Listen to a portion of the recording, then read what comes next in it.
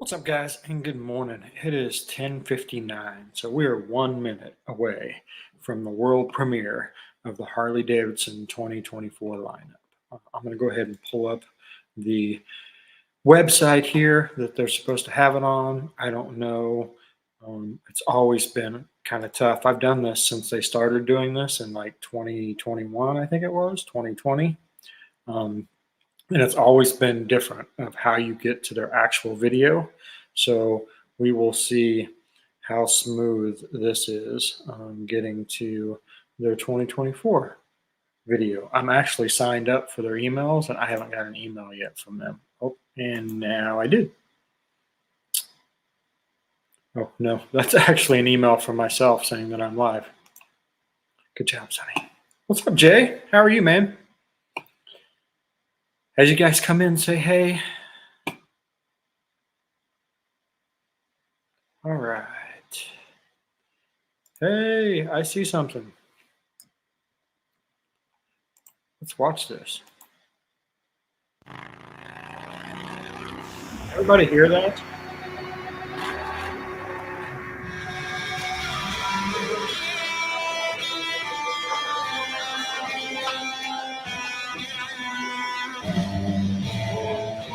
You guys hear that?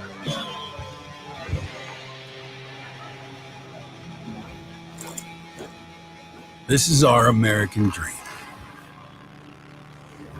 Riding on the ragged edge of existence.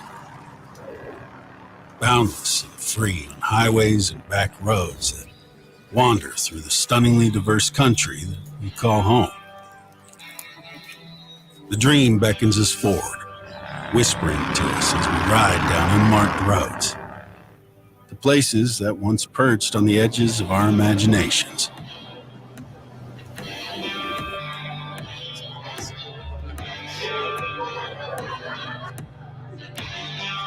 Our lives are a rose-stained montage of beautiful, ordinary moments. Deeply meaningful and desperately fleeting.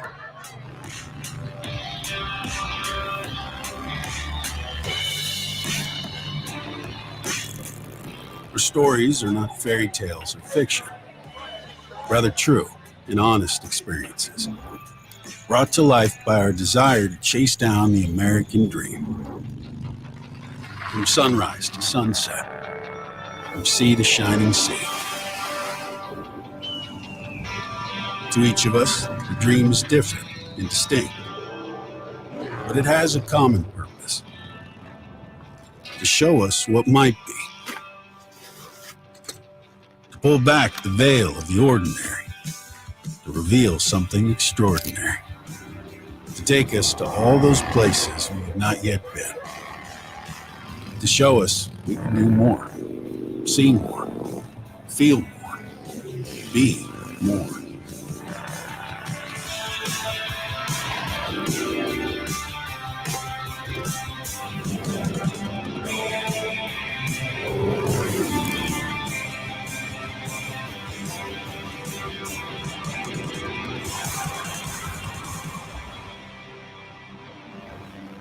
It's the dawn of a new era at Harley Davidson. Together we dream, and united we ride.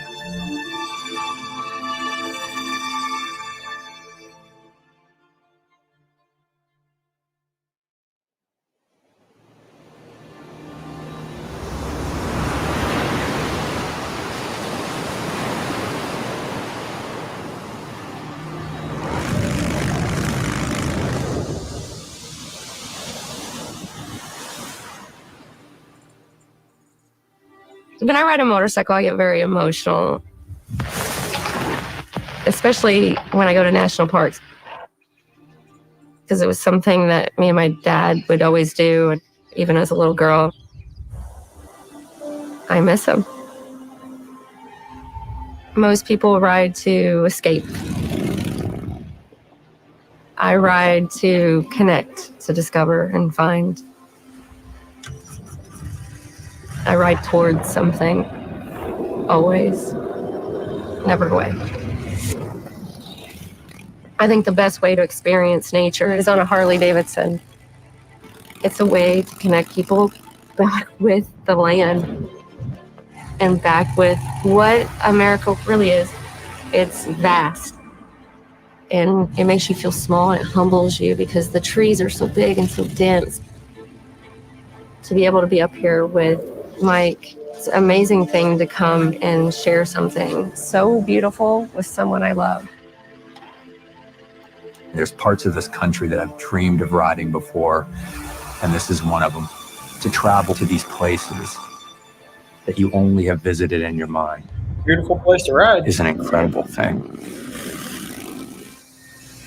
And to do that with Letitia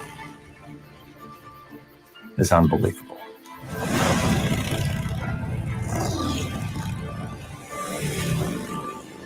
It connects me to my past. It connects me to nature. It connects me to my history, my legacy that I hope to leave behind, to my future, to the people that I care about. It just connects me to the world. It's vulnerability and intensity mixed together, something that makes you feel alive beyond what you could ever comprehend. These are the kind of places that make you fall in love with America again. Yeah, my dad always taught me to ride towards what I love and towards my dream.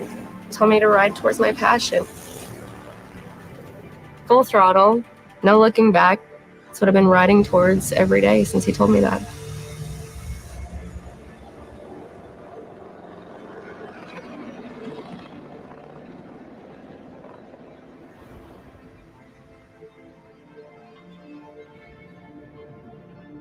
Well, it looks like they gave the Street Glide the CVO makeover. I'm guessing they did the same for the Road Glide.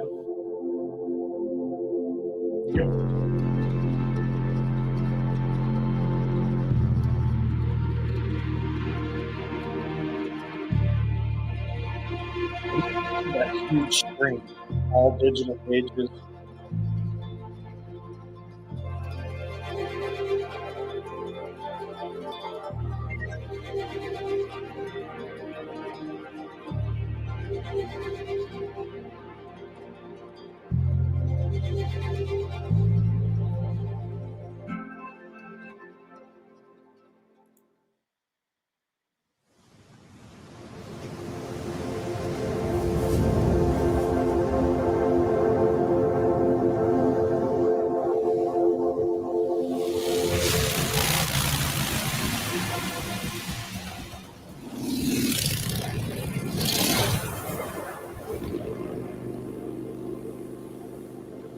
There's no better way to see a country than on a motorcycle. You're riding through it, you're smelling it, you're feeling it. I ride because of the freedom it makes me feel, just like when I was a kid on a bicycle.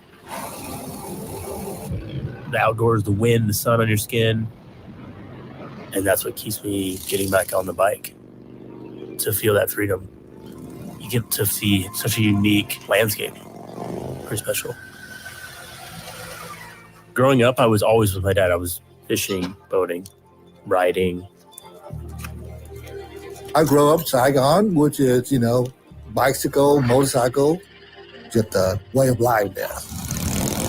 And soon I came to United States. I bought my first motorcycle in 1984.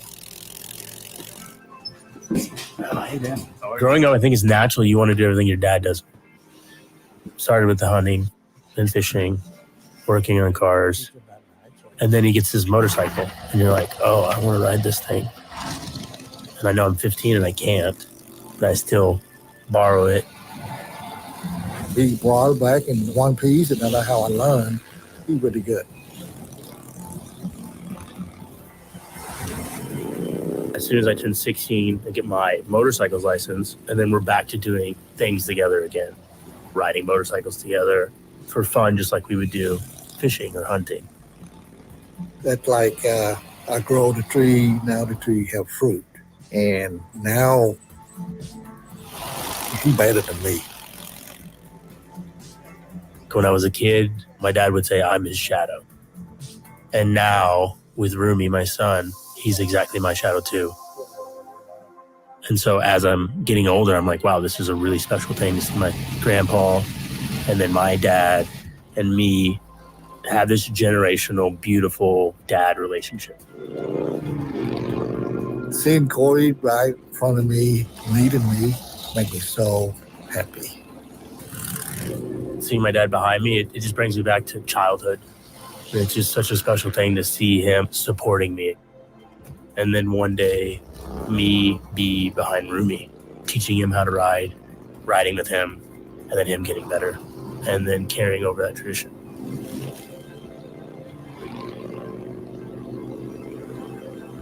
Good idea, getting families involved, right? My kid rides, get that. Somebody's got to pass it down.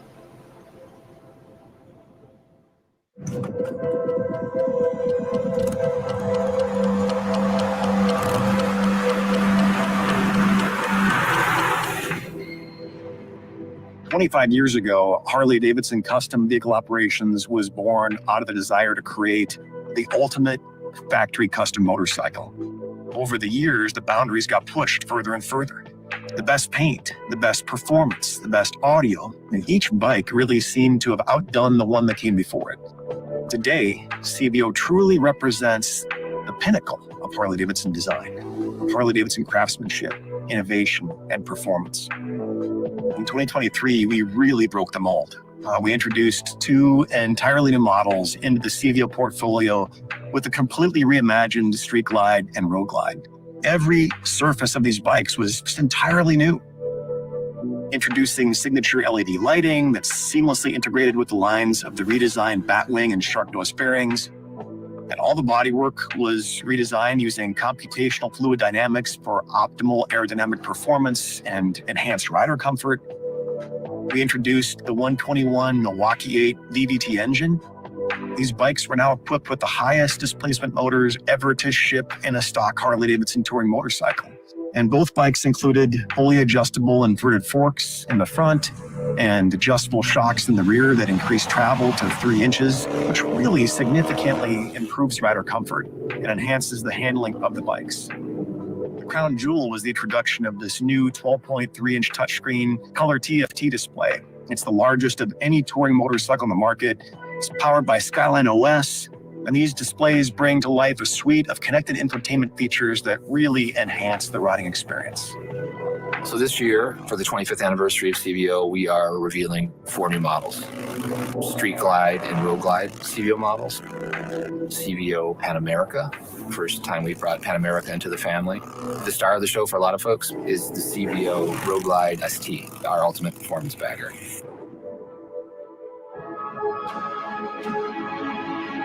This year, our CVO Road Glide and Street Glide models come in Legendary Orange and our Copperhead Hue Shift paint schemes. We went back and looked at the second year that we did CVO in 2000, we had the Road Glide. This year, 100% felt like we really had to have the orange and black scheme to celebrate this anniversary. We wanted it First Street to reminisce the breakup and the colorway of the black and orange that was on that original motorcycle, but we wanted to add some more metallic flake to that orange to really bring out the highlight and bring out the new surfaces that we have on the bodywork. And we decided to go with a silver parting line painted graphic that's actually hand brushed with 2 different silver paints. The color, the scheme, the breakup, especially of the Legendary Orange bike, directly ties back to that second year of CVO, the first bagger CVO. In addition to the Legendary Orange colorway, which is both available on the CVO Road Glide and Street Glide, there's a second colorway, which is Copperhead. And Copperhead is this beautiful color that's just got this incredible flop on it, meaning that the paint travels from one hue to another.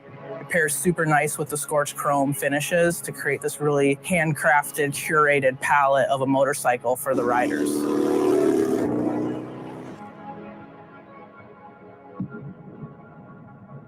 The CVO Road Glide ST was really born from the racetrack. You can draw a direct line from these bikes to the Harley-Davidson factory race team bikes. It comes fitted with a new Milwaukee 8 121 high output engine.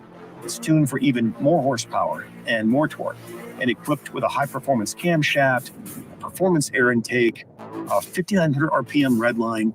It even has a special ride mode for the track that was inspired by Kyle Wyman's personal settings. So the 2024 Road Glide ST comes in two colorways, Raven Metallic and Golden White Pearl. The graphic scheme on it, the Dropped H logo, as well as the Screaming Eagle iconography, really comes from the race bike. The red detailing that you see comes from a pivot that we're making with our ST line of motorcycles, which up to this point has been bronze as the accent color. You would probably argue that another color on the motorcycle is the beautiful forged carbon bits, but that's a real functional element. On the front fender, the console, the muffler, end cap, and the seat cowl are all made from forged carbon fiber in a satin cloth. It's something that screams performance. Any carbon fiber does, but this being laid in there organically, no two patterns or no two parts are going to look exactly the same.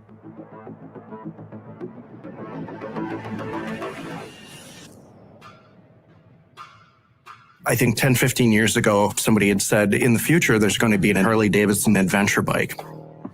We might have been surprised by that. If that adventure bike was going to also become part of the CVO offering, I think a lot of people would have been surprised. That's just part of the excitement of the kind of newness. Every year brings something new.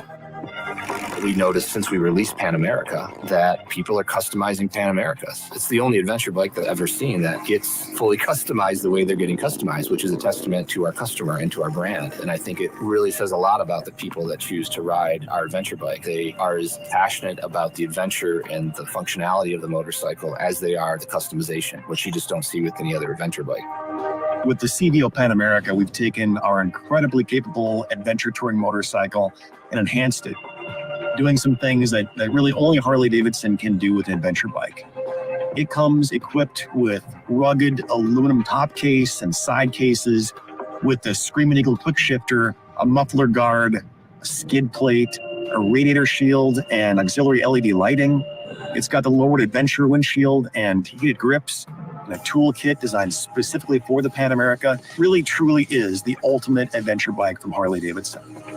We have this great anniversary paint scheme. There's a predominantly a very strong, dominant number one. That, of course, is the 1969-70 Mert Lawwell number one. Legendary orange is the color with Atlas silver, which is this beautiful wet slide detail that looks like almost like spun aluminum. And then it's all backed up with Raven Metallic, which is like a dark black with a beautiful flake. Of course, the kind of the fourth and final paint job will be snow, rain, mud. The more dents and mud and scratches we put on the bikes, the better. You know, they kind of give the bikes a great patina. That's adventure touring. We always want to nod back to some of our history and celebrate it, but we want to put like a modern spin on it. It's very fitting for the 25th anniversary to have such a stellar lineup like this. From adventure touring, Grand American touring riding, all the way to something you can take on the track. Considering that every year we try to do multiple things with the CVO family that are mind-blowing, to do that many things over 25 years, that's quite a feat and a testament to everybody at the company for the passion they have for CVO and the passion they have for making the best factory custom motorcycles in the world.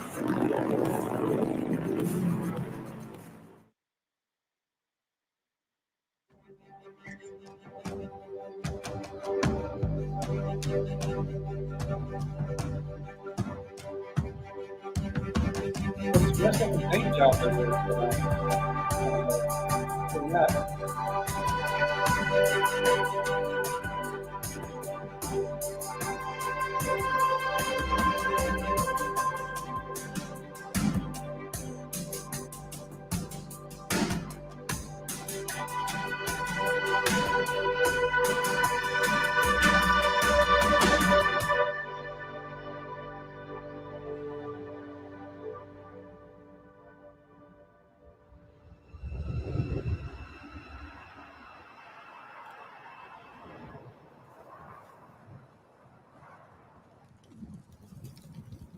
The point of writing is not to escape. It's more like just reconnecting with myself in a very real way. That quiet time to just feel like I'm truly in this world. When I'm on the bike, I can collect my own thoughts and feel like, yeah, I'm really here. I'm smelling the environment around me. I'm feeling the temperature. I'm sensing the speed. There's just so much more dimensionality to a bike like the Pan America. You're not confined to even pavement. You can pretty much go anywhere you want and get out to these places where you're not going to have reception and you're just going to be there providing for yourself, cooking something simple and sleeping on the ground. It speaks to this whole American kind of like John Wayne aesthetic that I really am drawn to. The only way to get that authenticity is to actually go out and subject yourself to some of these things. Inevitably, you're faced with something that you didn't anticipate at all. You have to get out of your own head a little bit, work it out, improvise, or tough it out.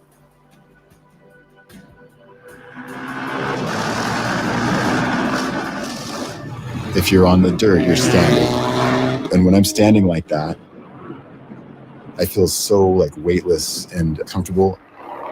I'm so relaxed. I'm just like floating.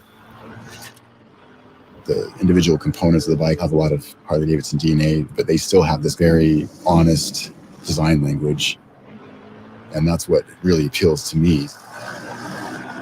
This country, it's super accessible with a machine like that.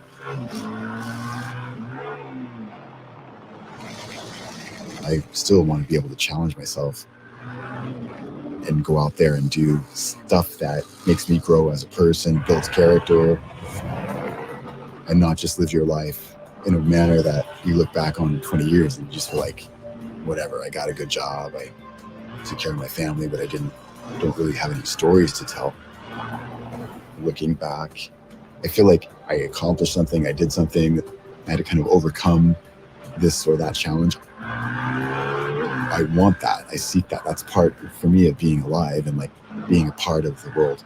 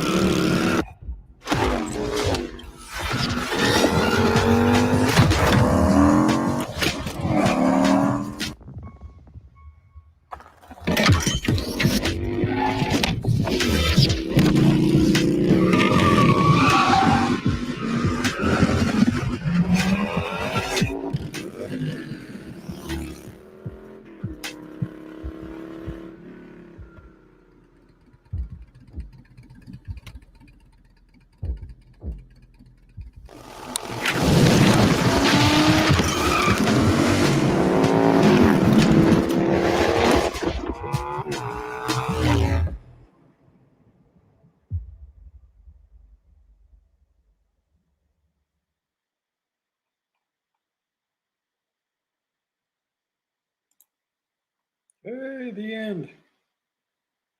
All right. Let me shut that off before it starts playing something else. All right, guys, that's it. There is the 2024 lineup. Well, at least the ones they were proud enough to show.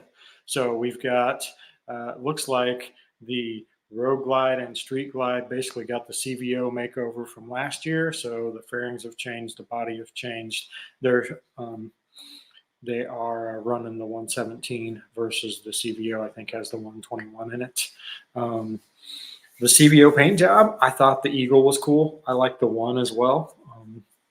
Those are like classic throwbacks, right? What do you guys think? Any of you guys CVO buyers out there? Is that something that you're looking for this year? The ST does look impressive. We'll have to see where it comes in at price, right? Because that's gonna be a big part of how impressive it is. And then availability.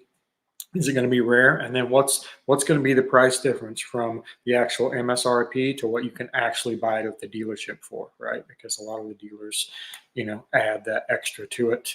So, it may be 45 MSRP and you're ended up paying 55. So I'm curious to see what that do. Mid-year for the Ultra, yeah, I don't know. Like they didn't really notice that they didn't really have much in the full touring setup. So we'll see what comes out with that. I'm guessing the focus is all of the road glides and the street glides currently. That must be what's really selling. You just never know about what they have planned. I'm a little curious about the whole Pan America CVO. I mean, most CVO buyers don't buy them to beat their CVO up. And the Pan America is like all about like being dropped and ran through the briars and the bushes and the mud, and you don't generally buy a CVO for that. So I'm curious to see how the CVO sells. There'll be people that buy it just to have the CVO model, but I'm curious to see how many of them actually like get out off-road. I think it's a lot like Jeeps, right? How many Jeeps actually go off-road? How many Pan Americas actually go off-road? What do you guys think? What is that? Let's see who all's in here. So Dave's Crazy Trailer, what's up, man? Windroad, Shane, Trike Rider, Dave Deja, is that how you say it? If I screwed it up, I'm sorry, it wasn't my fault. Rob Gass in the house, Emilio Gonzalez. I think all the street glides and road glides have the new look, right? Anybody know anything different? I'll be honest. Generally, I am like all over this. I'm watching all the leaked information and all, and I'll be honest, man. I have not cared this year. I guess the further we move forward, the less I'm a new bike owner or rider, so it doesn't make that as important in my life. Jay Sorsby, Road King, Ultra, and Road Glide Limited aren't changing, so they'll have the old style fairing and the old style infotainment center and everything. Okay, that's interesting to have to. I mean, are they unloading old inventory of the fairings and all they have? I wonder why they would make like the Street Glide and Road Glide that, but the Ultras, which are more expensive bikes anyway, would have the old technology.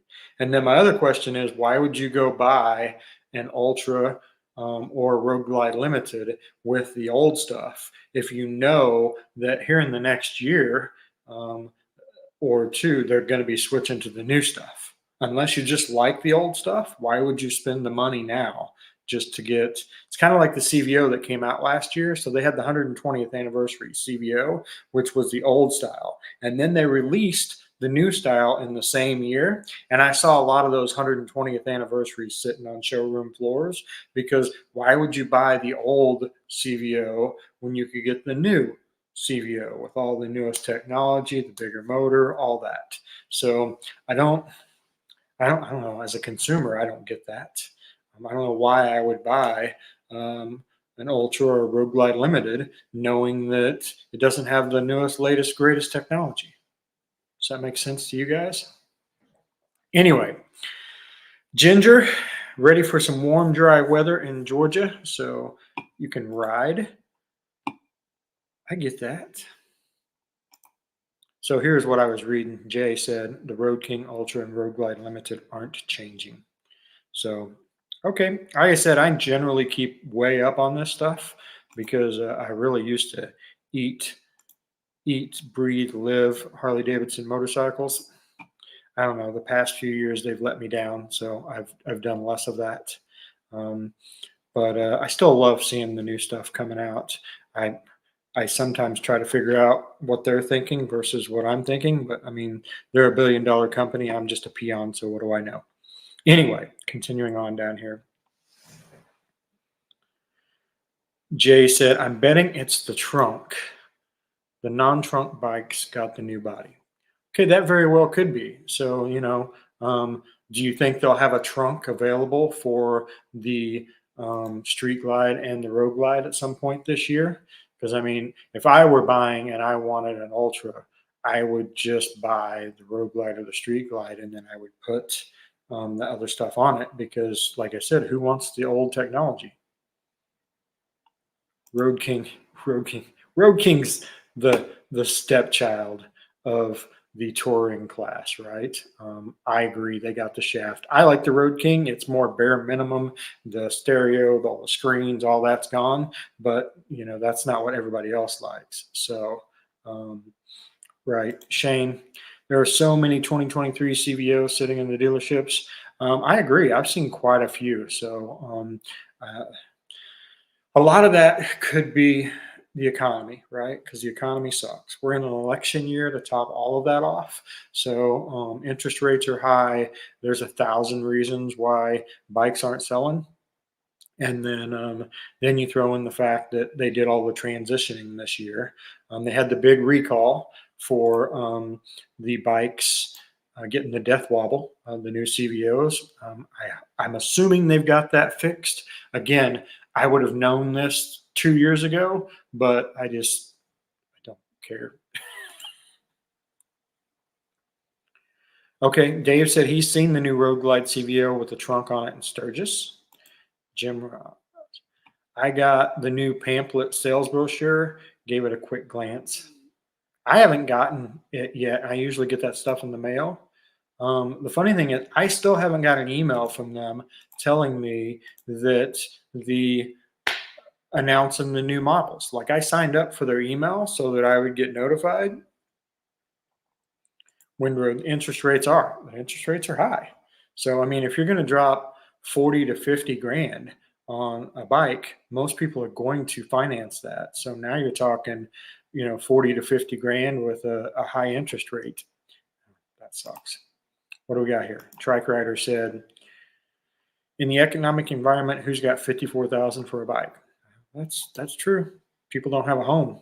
I really wish they would talk more about the bikes. Yeah, I agree. So they're just going to do the flash. They want you to go to the dealership and have somebody explain the bikes to you, or go do your own research, go to the website, watch the videos out there. I figure that's what it is. This is just they probably spent buku bucks making this little video, but this is that they're selling you the sizzle. That's what they always said when I was at the dealership. We sell the sizzle. That's why when you walk into a Harley dealership, there's usually music playing. The bikes are all shiny and lined up. Salesmen are there to ask you if you'd like to take a test drive. We're selling you the sizzle, right? You're really responsible for all the substance, all the knowledge you want, all of that. They'll put it out there, but they're not going to talk about it. So kind of like they don't ever, give horsepower numbers and stuff like that. Jim Ross, the prices are ridiculous.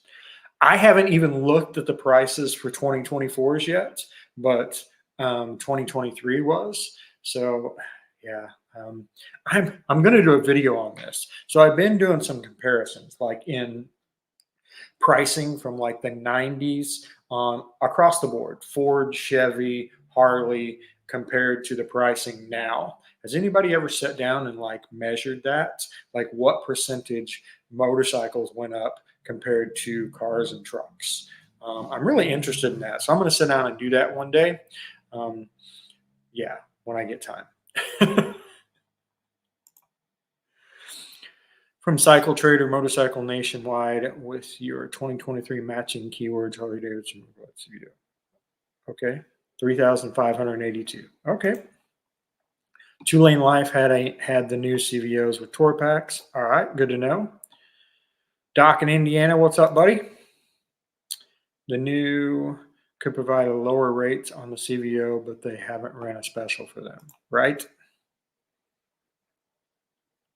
For Dizzle, huh? All right. 26K for the Road Glide in white onyx. I mean, that's not horribly bad, right? I mean, it's been pretty consistent over the past few years. So I don't see that as like overpriced. Wonder what effect this will have on the used bike prices. You know, I think on the recent year used bike prices, it probably has a pretty good effect, right? Because why would I buy a 2023 with the old fairing if I can buy a 2024 with the new fairing, or a 2022?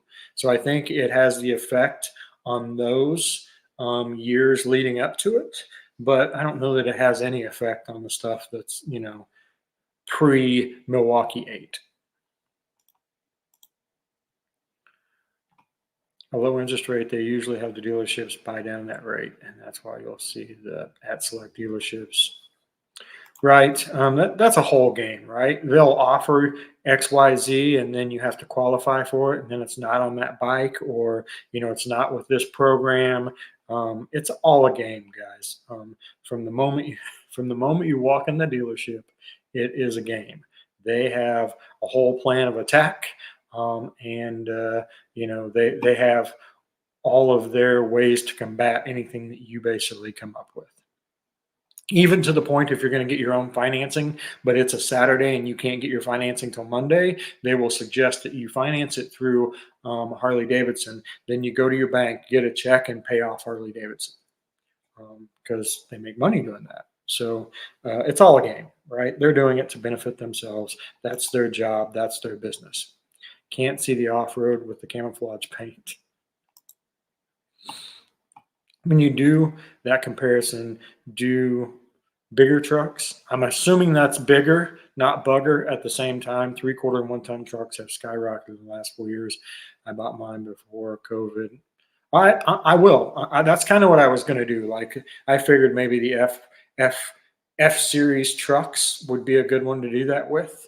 Because I'm curious to see. I like briefly looked, and they looked pretty on point with each other.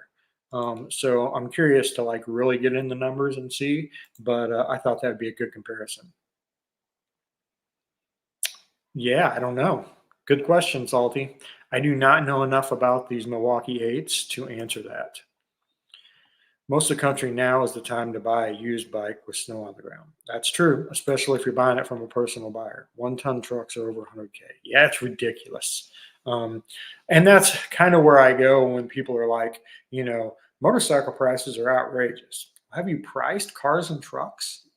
I mean, everything's outrageous.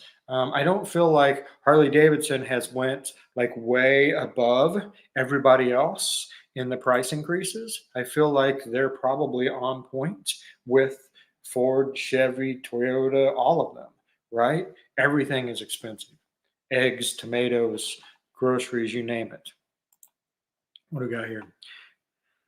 But they mark up to offset the buy down. I have friends who are salespeople. I mean, that's it, guys.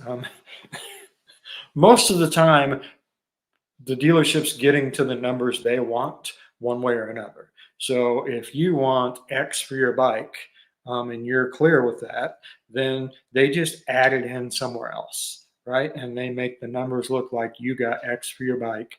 They still got what they wanted out of their bike, and away we go. I mean, I always argued with dealerships, and that's why I'm not a dealership purchaser, because I was always like, look, I will give you wholesale for your bike if you give me wholesale for my bike.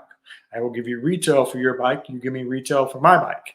They never liked my thoughts on that. But my goal was, you're going to make money on one bike or the other bike. You're not going to make money on both bikes. Your call. So again, that's why I buy my stuff from personal owners.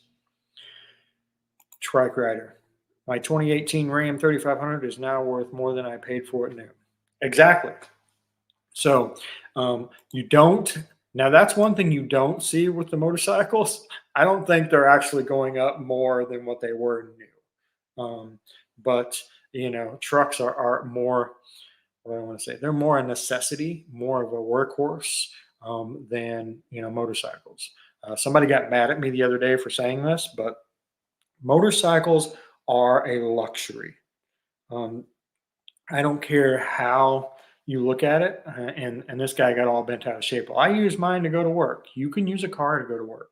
Motorcycles, in my opinion, are a luxury. They they have very little functionality, right? You can't haul much with them to do work. So that's just what they are. Oh, here we go. The technology behind the VVT scares me. One, because cars have been littered. VVT has been around a long time, though. So hopefully, after all those years, they were able to pull research and all on that and be able to make this functional. But they haven't been around a long enough. I'm that guy that says never buy a first year model. I still agree with that.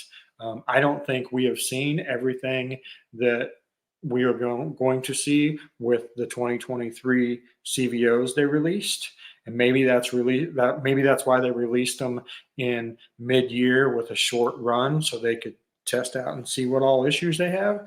But none of those have major miles on them. None of them have been around 3 or 4 years. That's when we're going to see that. So I'm curious to see how durable that is. I mean, absolutely. All dealerships. Yeah, I wasn't necessarily picking on Harley dealerships. Well, they've done this for years. This isn't new practice, guys. I worked for dealerships 30 years ago. It was the same practice then. They've just gotten better at it, and they found more ways to make money on more things. But the truth of the matter is, I mean, why do you think that dealership owners own 20 dealerships? I mean, look at Rick Hendrick, right? He doesn't own one dealership. He owns lots of dealerships. How come Harley Davidson owners, the single owner is going away and big car groups are buying them all? Because they're profitable. They obviously see that they're profitable or they wouldn't be buying them. So, I mean, where they make all that money at? It's not, everybody says it's on shirts and all. It's not. They make their money on, well, go watch a Harley Davidson financial and see that one of their most profitable areas is financing. You should never pay at or over sticker price. If you do, you're the problem for the rest of us. That's true, but as long as people do, they're going to keep selling them for over at sticker, right? So you're right. We're creating it ourselves. What's up, Richard? Waiting on the Pan America 975. There's been rumors of that for a while. Just like they were going to do the Street Fighter. There's something there that's stopping that. I do not know what it is. When I worked at my first HD shop, the owner said, "We sell something that people do not need." That's 100% right.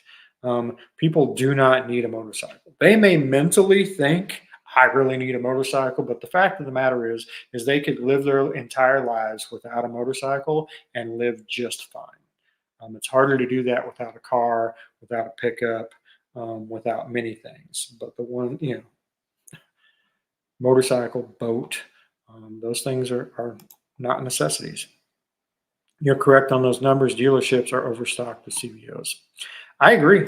Turn down the oil pressure and restrict oil to any valve train for extended. True. The Pan America looks heavy.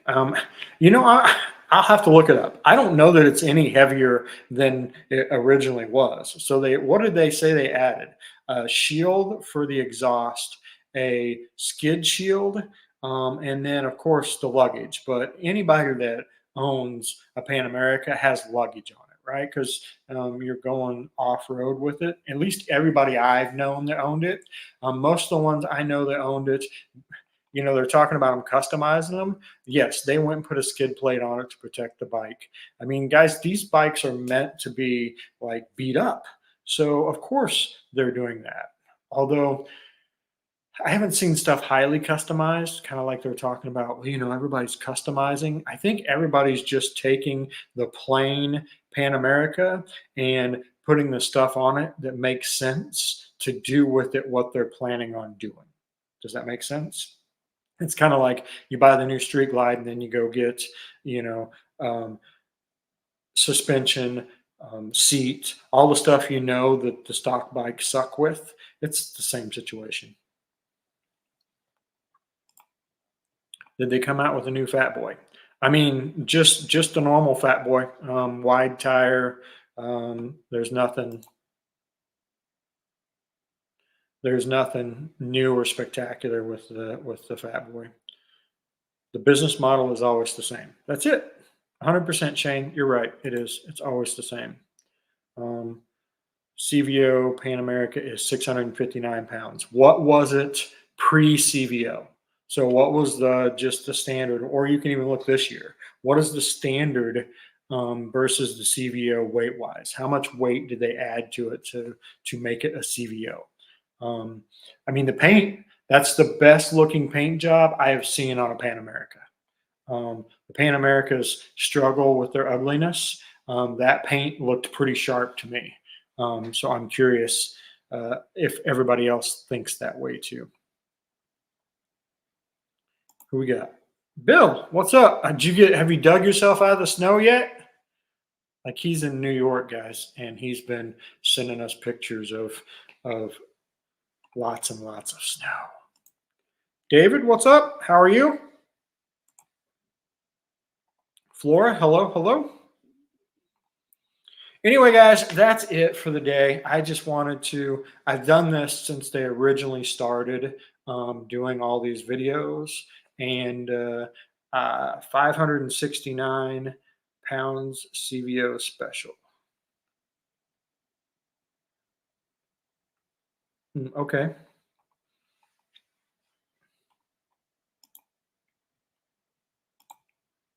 A lot of people at work, they're sneaking in here. Pan America special, no CVO. I got you. Okay. Lots of people talking.